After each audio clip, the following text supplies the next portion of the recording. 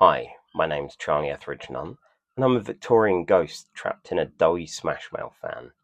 Now, today's RPG A Day prompt is prompt. Apt.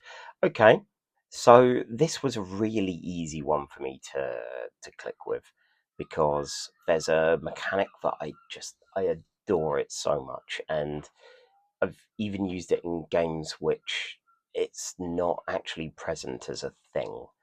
So, the Gauntlet was originally a gaming group, and they started a podcast and an online TTRPG community and zines, and now we're a proper publisher of games.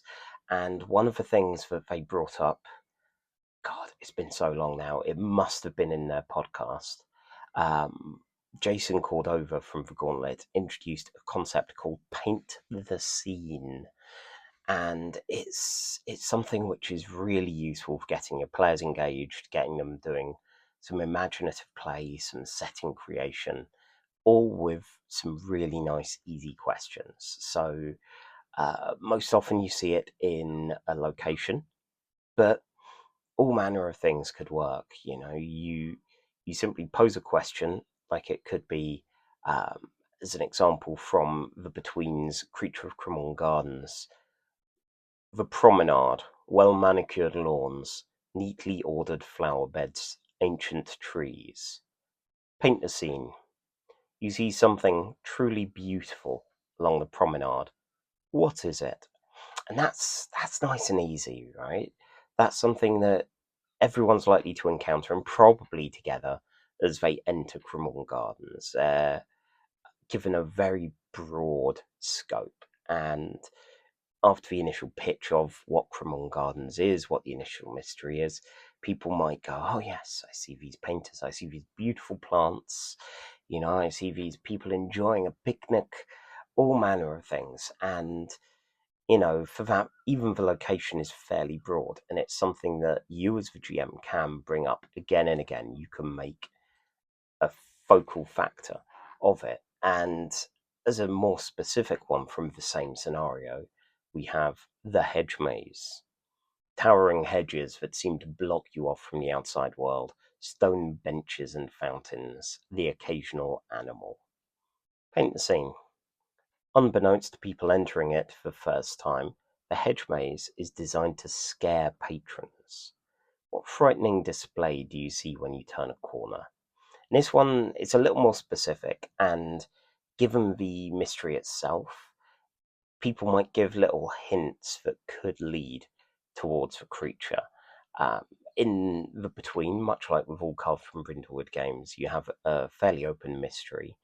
The solution isn't something GM's planned already, and uh, quite nicely, you get that thing of, oh, a player has mentioned this.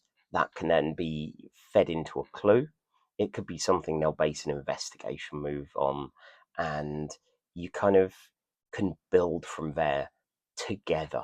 That writer's room kind of element is something that I love in the Gauntlets games, and yeah, especially with things like Paint the Scene. Now, I do have a player who has been stuck GMing D&D for ages, poor thing.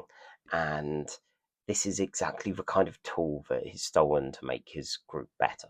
Things like this, love letters, moment of truth mechanics, things like that. Now, this did have some mixed results as players would go, oh, okay, a bunch of potions and things. It's like, guys, don't take the piss. But,